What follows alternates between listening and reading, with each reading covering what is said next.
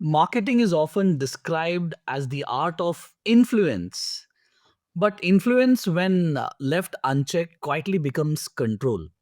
And control, when wrapped in creativity, data, and algorithms, rarely looks unethical at first glance. Today, we live in a world where companies know what we desire before we articulate it, where vulnerability is monetized, fear is converted into urgency, and trust is engineered, not earned. The most dangerous, unethical practices in marketing are not the ones that are illegal. They are the ones that are perfectly legal, highly profitable, and morally invisible.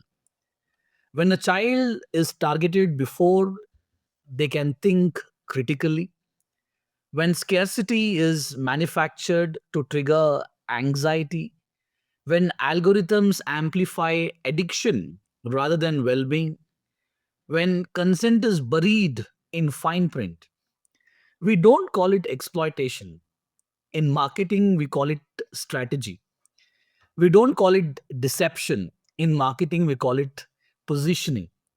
And we don't call it manipulation. In marketing, we call it growth. Well, this session is about not blaming the brands, it's about examining ourselves as marketers, strategists, educators, and decision makers. Because the real question is not whether unethical marketing exists. The real question is how much of it have we normalized and how much of it have we personally justified. Today, we will explore the dark gray areas, the ones without court cases, some with headlines, some without clear villains, because that is where every unethical marketing truly lives. Marketers resort to unethical practices due to immense pressure for short term profit, and of course, intense competition drives them to undertake such manipulative practices, and also a desire to manipulate consumer psychology, leading to deceptive advertising, exploiting vulnerabilities, predatory pricing, or data misuse, all in pursuit of quick gains, customer acquisition, and brand dominance. Despite the long term risk to trust and reputation, marketers are resorting to these unethical practices. So, how do we define unethical marketing practices? Unethical marketing practices refers to actions or strategies that violate moral principles, laws, or industry standards, often with the intent of gaining an unfair advantage or misleading consumers. On the other hand, when we talk about ethics, what are ethics? Ethics are a set of moral ideas that influence how organizations make decisions. Marketing ethics refers to deliberate application of moral principles to marketing decisions and all other business operations in the organization. In addition to maintaining a clean legal record, many marketers use business ethics as a way to improve their public image. As a result, customers and the suppliers that serve them are more likely to trust one another. Ethical marketing is a strategy where businesses commit to open, transparent, responsible, and fair practices and communicate these values to their target customer. The case in point here is Amul.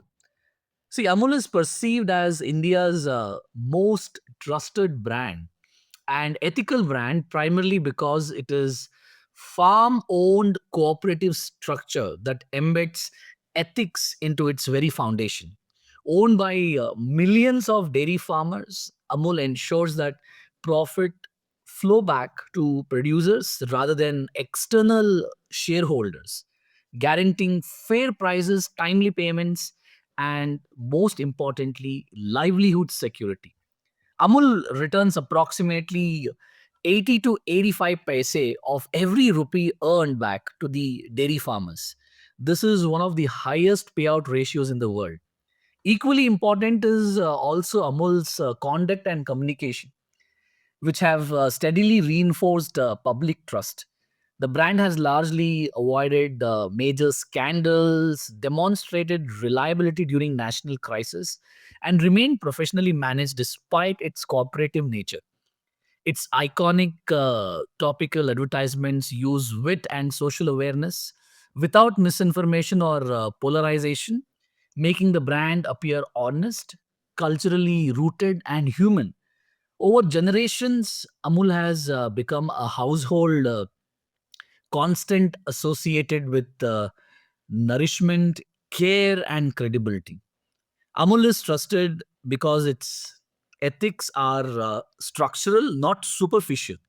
They don't have a CSR department, in fact, that does charity on one side, and the entire business model is purely on social work. So their concept is very simple. For the farmer, it is a guaranteed livelihood, and for the consumer, it is guaranteed purity at a fair price. Now, as a result, the trust in Amul is not driven by marketing claims, but by a long history where ethical intent, transparent behavior, and social purpose have consistently aligned at a scale. On the other hand, unethical marketing can lead to severe and long lasting consequence for organization, extending far beyond short term gains. Misleading claims, deceptive advertising, data misuse, or exploitation of consumer vulnerabilities erode trust, which is difficult and often impossible to rebuild once lost. An interesting case that helps us understanding the magnitude of this issue is that of Rapido, and this is the recent campaign which was used by them. So what happened is that the consumer authority, they have slapped a fine of 10 lakhs on Rapido for misleading ads, unfair trade practices. The Central Consumer Protection Authority, popularly known as the CCPA, has imposed this penalty. The action was taken uh, in the form of sumoto by the authority following investigation into company's advertisement claim that guaranteed auto in 5 minutes or get rupees 50. The CCPA in its order issued directed Rapido to immediately discontinue the misleading advertisement and compensate consumer who were not provided the promised cashback. Each affected consumer is to be paid 50 as original advertised. It also instructed the company to file a compliance report within 50 days. The problem was the ad which claimed that you'll get the vehicle in 5 minutes or you get paid 50 rupees was actually not fulfilled. Consumers had reported that instead of receiving 50 upon failure to get an auto within 5 minutes, they were credited with only 5 rupees, and that too in the form of Rapido coins, which could only be redeemed against bike rides and expired within 7 days. The authority found that these terms were neither clearly stated nor prominently displayed. Consumers today are more informed and vocal, and unethical practices quickly trigger public backlash, legal penalties, and also regulatory scrutiny and financial losses. So, therefore, unethical marketing may offer temporary visibility or sales, but it ultimately compromises sustainability, trust, and the moral standing essential for enduring business success. To effectively address and combat unethical marketing practices, it's important to have a clear understanding as to what constitutes unethical behavior in marketing context. And that will be the focal point of discussion in this video. So let's do a scrutiny of every unethical marketing practice that exists in the market. And let's see what is the modus operandi behind it and how it impacts consumer behavior and what are the larger repercussions. So let's begin with the first one. The first one is causing public offense. See, unethical marketing can cause public offense when advertisements or campaigns ignore social values, cultural sensitivities, and moral boundaries, especially in a country like India, where people are very much affiliated and affectionate about their culture and values. This can be dangerous. Content that is discriminatory, misleading, or insensitive to religion, gender, ethnicity, or national sentiment can provoke strong emotional reaction and widespread outrage. In a diverse society like us, such communication is often perceived as disrespectful or exploitative, leading to protests, social media backlash, boycotts, and formal complaints to regulatory authorities. Public offense damages not only the immediate campaign but also the overall credibility of the brand. Once a company is seen as careless or unethical, consumer question its intentions and values, making future communication less effective. The loss of public goodwill can be far more costly than any short-term attention gain, forcing organizations to issue apologies, withdraw campaigns, and invest heavily in reputation repair. So let's discuss some of the cases that actually helps us in understanding how this unethical practice of causing public offense impacts the consumer, and in the long run how does it impacts the brand reputation.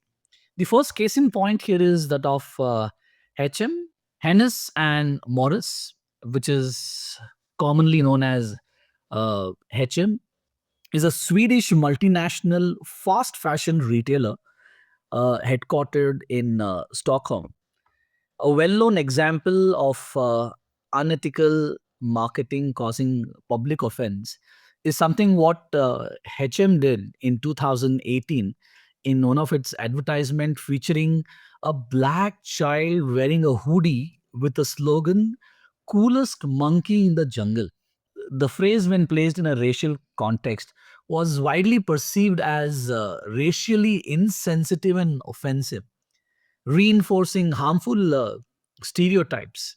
The campaign sparked global outrage, particularly on social media, with consumers, activists, and public figures condemning the brand for cultural insensitivity and lack of ethical judgment.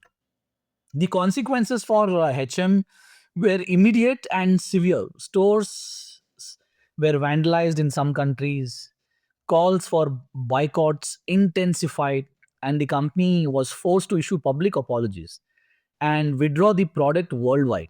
I mean, look at this ad. It does a kind of a comparison, right? See, the black child is wearing a hoodie reading Coolest Monkey in the Jungle, whereas the white child wore a hoodie reading Survival Expert. Now, why this detail matter? Obviously, it is portraying a black child as animal in the animalized language monkey, white child intelligent, mastery, authority, expert. That is what the interpretation which we can draw from the text written on these hoodies. See, even if it is unintended, the visual, right, reinforced long-standing racial stereotypes. Critics argued this showed systematic failure, not just a single bad slogan. The issue wasn't only the word monkey; it was the comparative framing within the campaign, which made the racial implication unmistakable to the audience worldwide. I also want to discuss another case to explain the same unethical marketing practice that is causing public offense. And this time I have taken the case from our own country. And let's see how this case highlights the problem of causing public offense. Durga Puja and Navratri are Hindu festivals celebrated annually in India. Goddess Durga is worshipped in both festivals. Despite the fact that both festivals are observed around the same time, the regions and traditions are different, something which we all are well versed of, the kind of diversity we have within the cultures. Now, Navratri is celebrated in the western and northern parts of India, whereas Durga Puja is celebrated in the east, particularly in Bengal state. While Navratri is a 9-day fast during which worshippers refrain from eating eggs, meat, onions, or garlic, Durga Puja is a time when Bengalis indulge in a variety of non vegetarian delights. During the Hindu festivals of Durga Puja and Navratri, Fortune Foods, a well known FMCG brand, launched an ad campaign called Peto Pujo, meaning worshipping the stomach. A Durga Puja themed advertisement depicting the consumption of non vegetarian meals. The advertisement depicted a Bengali couple eating non vegetarian food, especially mutton and fish dishes, which is a common practice in West Bengal during the festival. But what happened was this advertisement of Fortune cooking oil was interpreted in different perspective. Many people were offended by the advertisement since they don't eat non-vegetarian food during Navratri, especially people from western and northern parts of India. It can be Gujarat, Uttar Pradesh. So the ad also showed a husband breaking the fast persuaded by wife's scrumptious non-vegetarian meal prepared using fortune cooking oil. Now, breaking a religious fast for the sake of non-vegetarian food was perceived as consciously wrongful.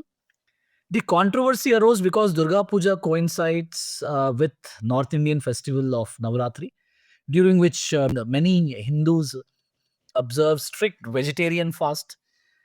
Now, a fringe organization, the Hindu Jana Jagruti Samiti, a Hindutva group, lodged a complaint asserting that the ad was an insult to their faith.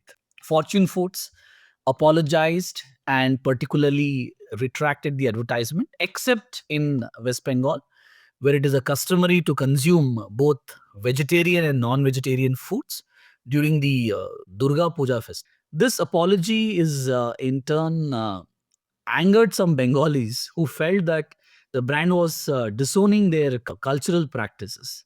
Fortune apologized and pulled up the English version but defended the Bengali ad, highlighting cultural differences in celebrating Pujo, sparking debate about religious sentiment versus regional food culture, with Bengalis defending their traditional feasts. So, to prevent causing serious or widespread offense and harm, it is worth taking the time to ensure the context, medium, and audience are all taken into account while creating advertising. The advertisement must not contain anything that could cause major or widespread offense, and specific care must be taken to avoid offending on the basis of race, religion, gender, sexual orientation, impairment, or age. Moving on to another very popular unethical marketing practice that exists is the exploitation of emotions. Emotional exploitation. We assume our buying decisions are sensible, but this is rarely the case. Our emotions have a significant influence on them. When we have to make decision, emotions from similar situation in the past influence the options we examine. These feelings give rise to preferences, which then lead to a decision. Using emotions in ads directly affects the buying process of a target audience. These ads strategically manipulate consumers' feelings and stimulate the emotional triggers that influence how we make decisions. What's interesting here is that research reveals customers buy on emotions and justify with logic. While emotionally exploitative advertisement strategies can produce quick results, they also have a negative side. They tend to alienate or insult people they don't work on. An emotional advertisement may be created to provoke feelings of anger, hopelessness, or delight, all with the purpose of achieving the marketer's end goal in mind. While this can be a very effective tactic, the emotional advertising resolve the situation rather than leave the audience in a state of confusion. See, human emotions are divided into four categories, and this categorization is done by the Institute of Neuroscience and Psychology at the University of Glasgow. So these four emotions are happy, sad, surprised, anger.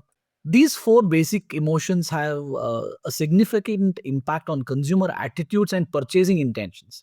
And that's what we are going to discuss now. How each of this emotion gets exploited, how marketers use them to enforce their products and services on us. So let's do an introspection. Let's begin with the first emotion, the emotion of fear. The use of fear in unethical marketing involves deliberately creating or exaggerating threats to influence consumer behavior rather than providing balanced and factual information. Marketers may heighten anxieties about health, safety, social status, or personal failure, suggesting that negative consequences are inevitable unless a particular product or service is purchased. Such messages often exploit vulnerability groups by amplifying uncertainty and panic, thereby impairing rational decision making. One of the particular segment that uses fear as an exploitation is the insurance sector. The insurance industry has for a very long time used fear as a source of persuasion. So fear has long been used as a selling tool by insurance companies. Fear provide a sense of urgency, promoting the target audience to purchase insurance that will protect from consequences of uncertain events. You take insurance advertisement of most of the companies, they always have shown fear in their advertisements, in their ad campaign. Policy Bazaar has consistently used fear as a means to persuade customer. Their ad campaigns shows Yamraj trying to create a fear, right? A person is lying on the deathbed and Emraj has come to take away his soul, and all this conversation happens. Now, these frightening scenes can definitely instill fear in the audience because they immediately reflect that they have not purchased the insurance, and they think on those lines and they may end up buying these policies out of fear. So the use of fear in unethical marketing definitely influence consumer behavior rather than providing them the factual information. Another important emotion that is usually exploited by the marketers is the emotion of sadness. In unethical marketing, the emotion of sadness is often deliberated, evoked to manipulate consumer behavior rather than to inform or support.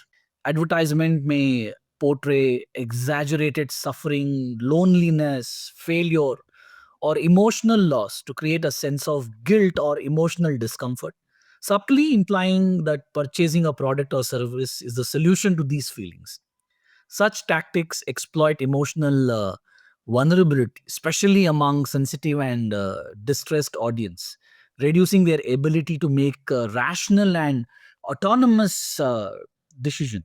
One of the segment that always tries to use sadness as a tool to persuade customer is the sanitary pads. Many sanitary pad advertisement portray menstruation as a condition that disrupts a woman's ability to lead a normal life, active life, by associating it with illness, weakness, or restriction. Menstruating women are often shown as tired, irritable, or socially withdrawn until the product rescues them, reinforcing the idea that periods are a problem to be fixed rather than a natural biological process. This framing normalizes discomfort and incapacity as inherent to menstruation, subtly pathologizing women bodies. See, such portrayals are ethically problematic because they reinforce stigma, shame, and silence around menstruation.